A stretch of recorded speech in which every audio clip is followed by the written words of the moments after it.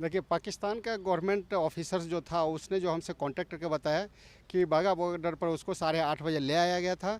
अभी उसकी मां से हमारी बातचीत हुआ वीडियो कॉन्फ्रेंस में, और वाहिदा बेगम से भी हमारी बातचीत हुई है। वो अंडर ट्रीटमेंट अभी चल रहा है, मेडिकल प्रोसेस में चल रहा है। लमसम उसका 2:30 से 3 बजे तक मेडिकल से फ्री होने के बाद इंडिया गवर्नमेंट को हैंडओवर किया जाएगा। और इंडिया गवर्नमेंट के साथ कंडीशन है कि वहाँ डिप्टी लेवल का सेक्रेटरी ऑफिसर्स बैठे हुए हैं, बीएसएफ का ऑफिसर बैठे हुए हैं और इसके फ्रेंड्स बैठे हुए हैं।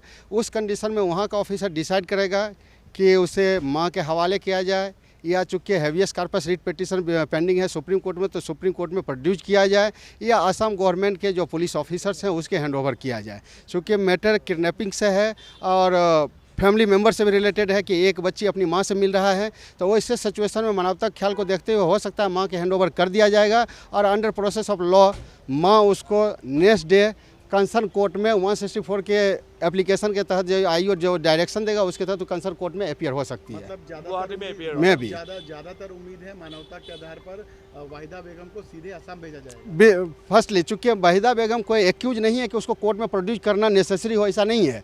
अगर वो एक्यूज होता तब तक आईओ के लिए या इन्वेस्टिगेटिव एजेंसी के लिए या गवर्नमेंट के लिए बाउंडेड हो जाता कि उसको जो है उस कंडीशन में टारगेट रिमांड लिया जाता, कंसर्न कोर्ट में पेश किया जाता, फिर पुलिस ऑफिसर कंसर्न कोर्ट में जा करके उसका जो भी प्रोसेस ऑफ लॉ होता है वो करने के बाद हैंड ओवर करता है। ये चूँकि एक्यूज नहीं है, ये विक्टिम है। विक्टिम में उसके फैमिली मेम्बर पर डिपेंड करता है कि वहीं से वो टेकअप कर ले, और उस सिचुएशन में हो सकता है कि जो इन्वेस्टिगेटिंग एजेंसी है प्रोसेस ऑफ लॉ के तहत वो उसको नेक्स्ट डे अदर डे किसी भी डे पर फिक्स कराएगा कंसर्न कोर्ट में उसका स्टेटमेंट के लिए। हाँ, हैवियस कॉर्पस का जहाँ तक कंडीशन है, हैवियस कॉर्पस का पर्पस ही यही होता है कि produce before the concern court.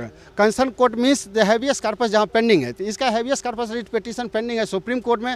तो as per the law concern authority को यह डायरेक्शन होगा, चाहेगा भी कि उसको सुप्रीम कोर्ट ही प्रोड्यूस करें कि for fulfil of the habeas corpus writ petition.